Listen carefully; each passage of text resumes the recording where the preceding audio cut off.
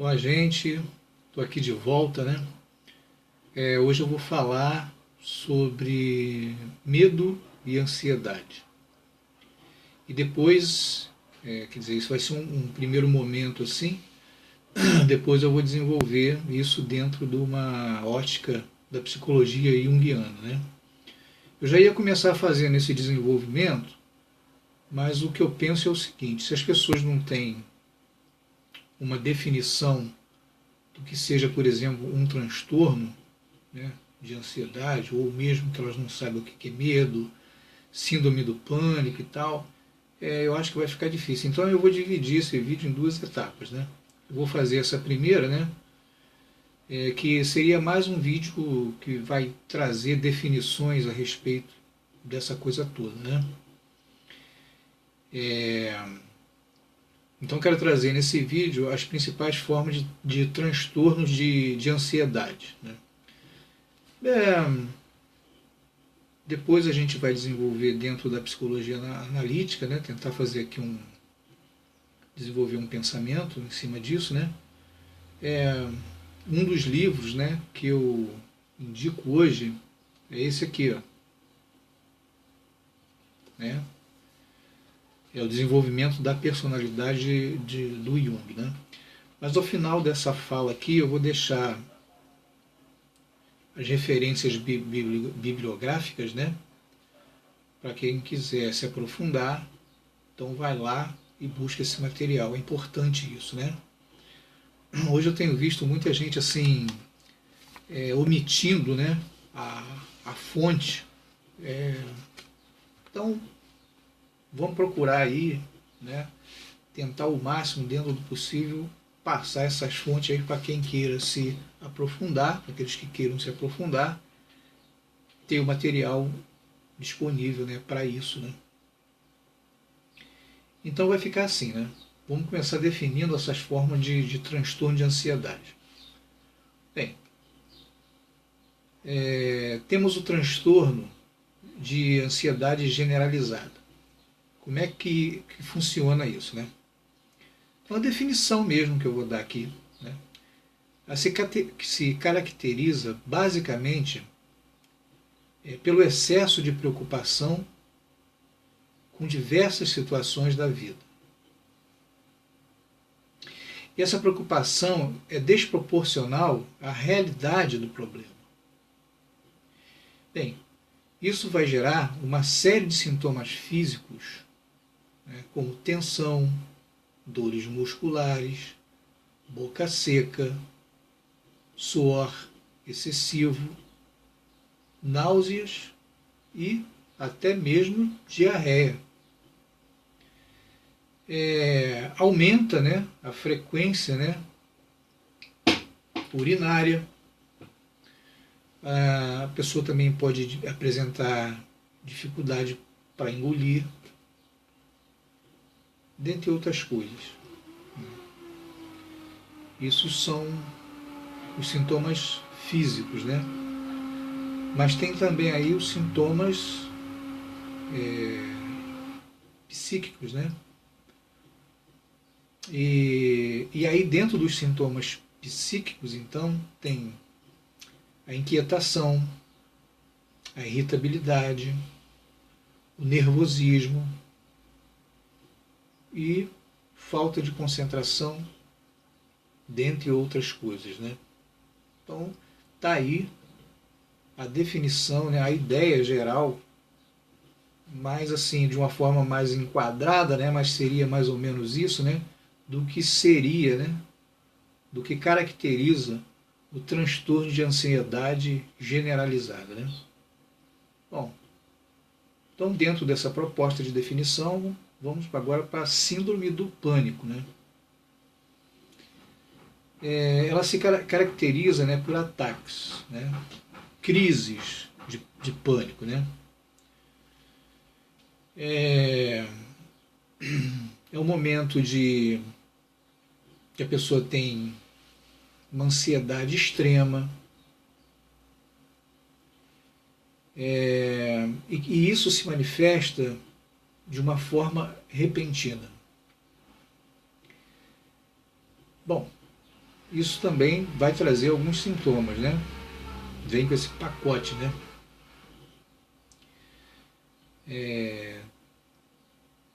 Tremores, que mais? Calafrios,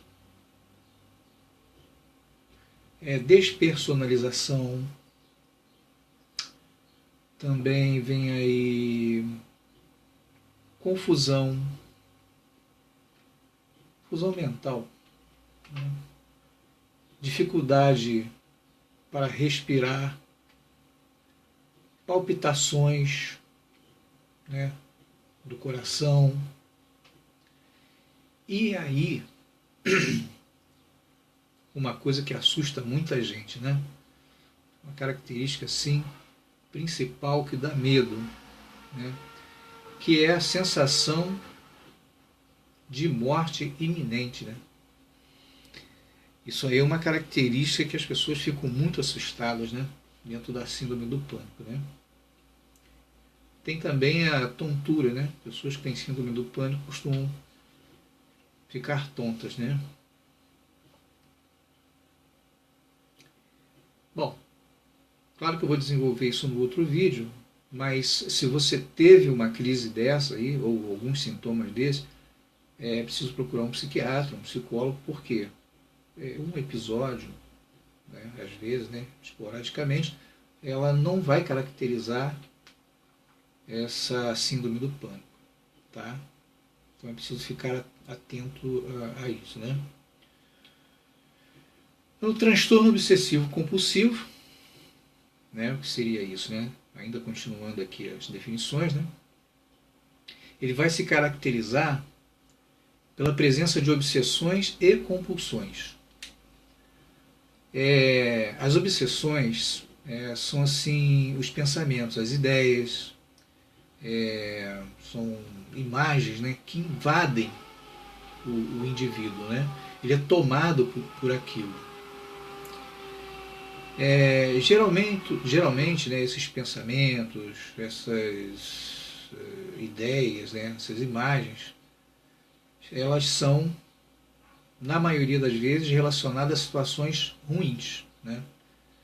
Então, doença, ideia de doença, contaminação, dúvidas, agressividade, dentre outras, né? Que geram, claro, ansiedade.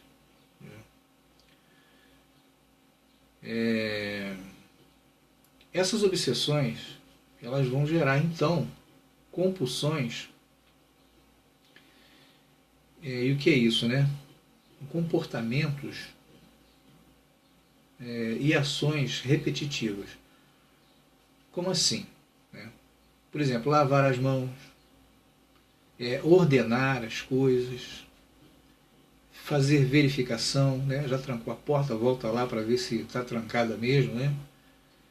Rezar, dentre outras coisas, né?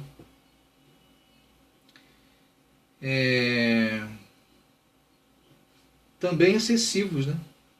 Compulsivos, repetitivos, mas também excessivos. Bom, essas compulsões, para que serve isso, né? O objetivo dela é aliviar a ansiedade e evitar as obsessões.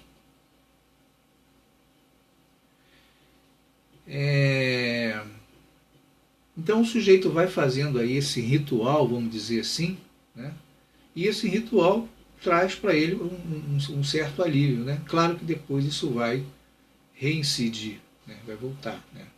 Nesse caso ele precisa, se tiver mesmo, né, esse transtorno, ele precisa buscar ajuda profissional, né? Então, temos também a fobia social, né? Nesse caso, ela é caracterizada por um desconforto, digamos assim, extremo nas situações sociais. Um excesso de... A pessoa tem um excesso de preocupação com o julgamento alheio, o julgamento dos outros, né? E aí é interessante, né, que ele sempre vai imaginar que esse julgamento ele é negativo. Então, a partir do momento que ele começa a pensar assim, ele vai se esquivando das situações comuns, né? Que você vai fazer em sociedade, né? Beber, ler, conversar em público, essas coisas todas, né?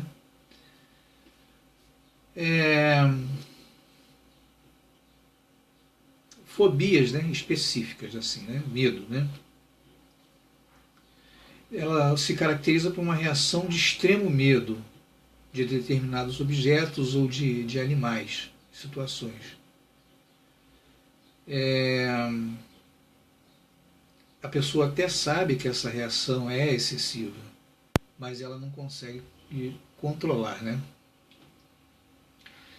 E, finalmente, o estresse pós-traumático, né?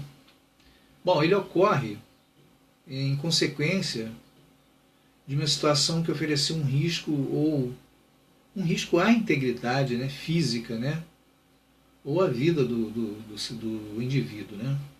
Uma violência física, né, uma violência sexual, assaltos, acidentes, né?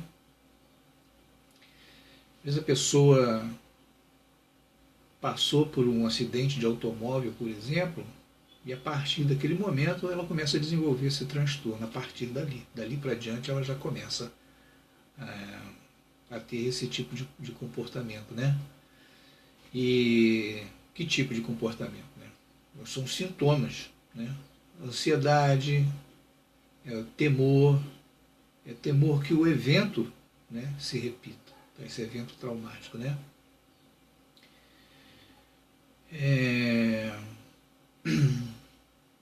Então ele tem medo de ter, até de lembrar disso, né? Ter pesadelo, ele tem medo.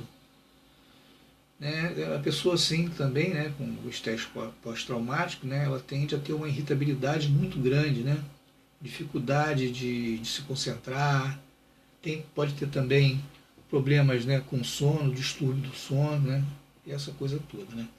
Então, gente, nesse primeiro vídeo agora, né, de medo e ansiedade, era só mesmo a ideia, né, a proposta era trazer definições a respeito desse tema, né?